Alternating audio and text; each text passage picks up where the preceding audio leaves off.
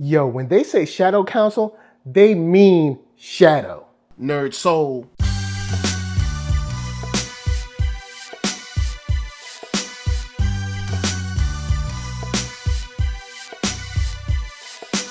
Late Ill Kid at OneYoungsta, holding it down, bringing that StreetGeek and NERDSoul. What is up, my people, today?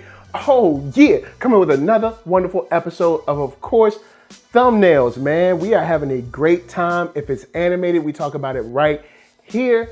And the coolest brother to be animated, the best nation to be animated.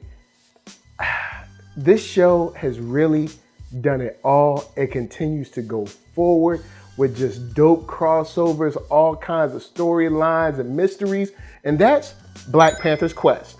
And this episode is, wow, we really get some travel and some mileage out of this episode, and a bunch of knowledge that, you know, is kind of peppered throughout what we would normally get in straight up exposition. Now I'm gonna throw the first out. Crossbones trying to just charge into Wakanda. We all knew that was a loss. Come on, man. Crossbones can't handle like a 12-year-old Wakandan. He thought he was gonna come in and just beat up Black Panther, just walk himself right on across the border. So I do like that that was handled very well, very easily, but also showed that Wakanda is always facing some type of threat, somebody wanting to come up in there, and once again, squash, we gotta go on and handle that and show them that Wakanda is, of course, forever. Now with that out the way, let's talk about Miss Marvel, let's talk about Attilan, let's talk about the Inhumans, let's talk about Medusa, Black Bolt, Crystal. There's so much extra story and extra universe we're getting in this animated series where it could have just been like Black Panther's quest and he's just, you know, in Wakanda, maybe, you know, on Earth. And I mean, technically Attilan is on Earth, it's just a city that floats, but we'll get to that later. We're getting a lot of just extra history, a bunch of extra story, a bunch of extra growth and character inside of the world that we're playing in on this show. I did not expect to see Attilan or Black Bolt, but I like how they use this to show how deep the Shadow Council runs. And what in the world this Panther's key is for, we don't know yet. I'm sure we'll find out soon.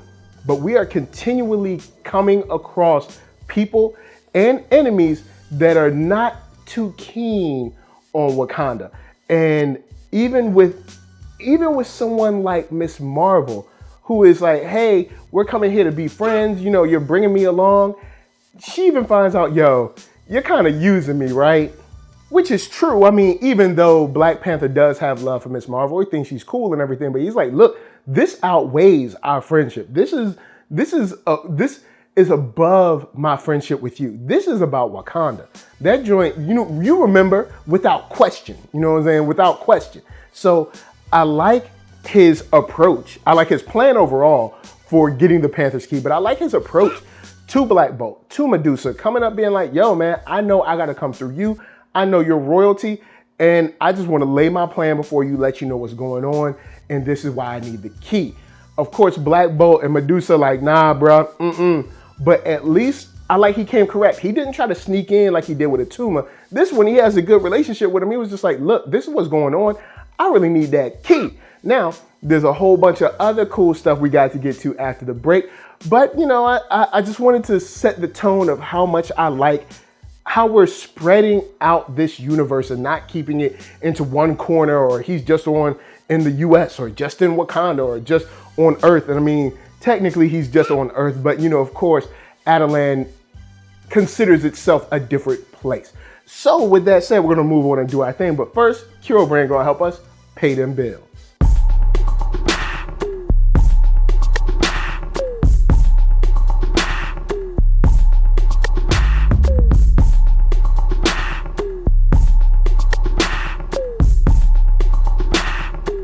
Oh yeah, check that link below. Hats, shirts, hoodies, all that jazz. And once you find something you like, of course, cop it. Now, let's get into the whole fallout with shape changers, shapeshifters, whatever you want to call them, and going deep, deep under Attilan, which once again, we got these weird creatures, which I think is really cool. You're not only dealing with just regular people, or you're not only dealing with aliens, but you're just dealing with creatures, weird bugs, weird fish, you know, animals and stuff that helps kind of fill out the diversity of these battles, these fight scenes, and showing how Black Panther has to move differently with fighting with different people, different entities, different creatures.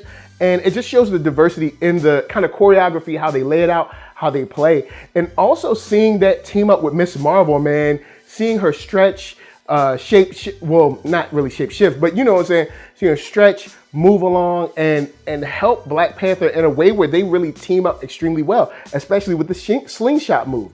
There's a lot to love here, even though they're just fighting against spiders. There's a lot to get into and a lot to enjoy. Also, Miss Marvel's exuberance is always welcome. Seeing Crystal, the fake Crystal, of course, like her, that was cool at the beginning. But even after, when they found the fake Crystal, seeing her response and reaction to Miss Marvel, to see that she is the one that's a little more hopeful for Attilan, the one that wants to do a little more than just be up in the sky. Now, before we get Ghost, I want to talk about Xanda and that altercation and how we get a little bit of history, not only into the Shadow Council, but also into them.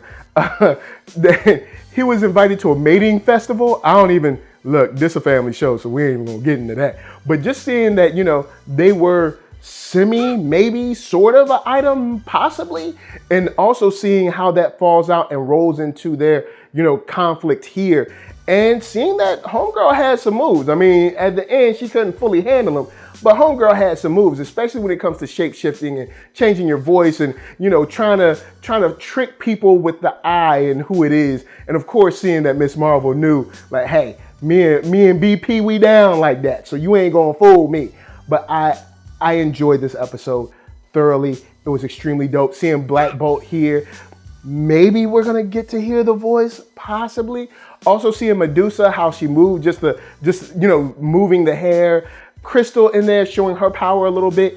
This was an episode that could have easily been, you know, set anywhere, you know, in Wakanda, set anywhere on, you know, on Earth or Russia, China, Guatemala, wherever. But they decided to show us Attilan, and I really enjoyed it. Thought it was dope, and it was definitely a breath of fresh air. So guys, holla at me. I'm gonna holla at you.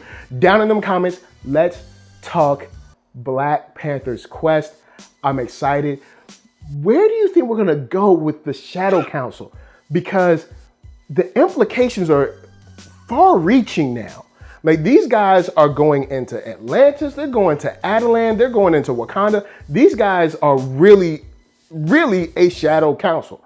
So, before I get out of here, I'm gonna tell you guys to holla at ThatNERDSoul.com. That's right, check me out right there. You can check out all the videos of the oldest, newest, latest, greatest, and all that. Then hit up shop.thatnerdsoul.com and pick yourself up a t-shirt player. Don't forget to get one for them playettes. Then come back here, like, comment, subscribe, and share that Nerd Soul. That's right, there's no better way that I can show people that you like what you are watching. So, LA, what up? VA, what up? RVA, you got my heart. And please be good to yourselves. Please be good to each other. And remember, always, always, always have a way out just in case somebody can shapeshift on you. Peace.